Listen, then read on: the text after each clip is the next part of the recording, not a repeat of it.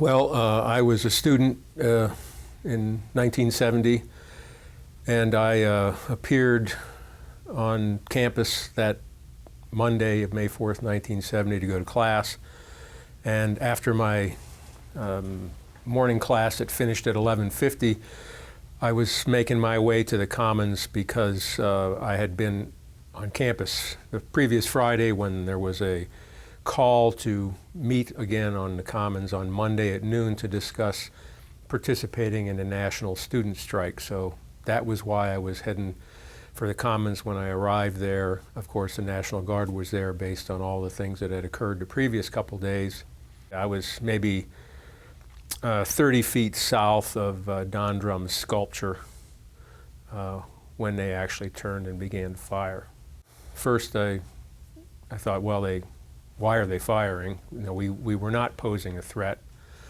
And then I thought to myself, I'm sure they're not firing live ammunition. They're firing blanks just to, as a way to try to disperse the crowd. And after probably 4 or 5 seconds of firing, I finally realized that, well, even if they are firing blanks, I'm close enough that I could be injured.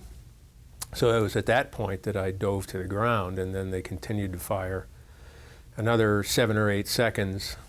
And when they stopped firing is when I stood up, looked around, and saw that clearly they had been firing live ammunition because there were students who were wounded around me.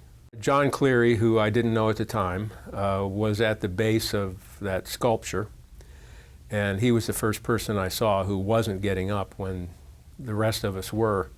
So I went to him and lifted his shirt and saw that he had a bullet wound in his chest. I tried to put pressure on the wound with my T-shirt, which I had taken off and was sort of wearing as a gas mask prior to that. So I just pulled the T-shirt off the top of my head and held it to his chest wound. And eventually, when the ambulances finally arrived, there were not enough ambulances for the wounded students. So we doubled up two wounded students in one ambulance, and I rode along because John was on the gurney, but another student was put on the seat that normally the ambulance attendant, I guess these days you'd call him an EMT, would ride on. And I was helping to hold the person who was on that stretcher because it wasn't really secured. And he was also wounded sort of in the back and side and was lying on his side. So I never saw his face until we got to the Robinson Hospital in Ravenna, and I had taken his wallet out to give to the emergency room personnel. And when I opened his wallet and got his driver's license out, I realized that it was someone I'd gone to high school with. So it was a really strange day.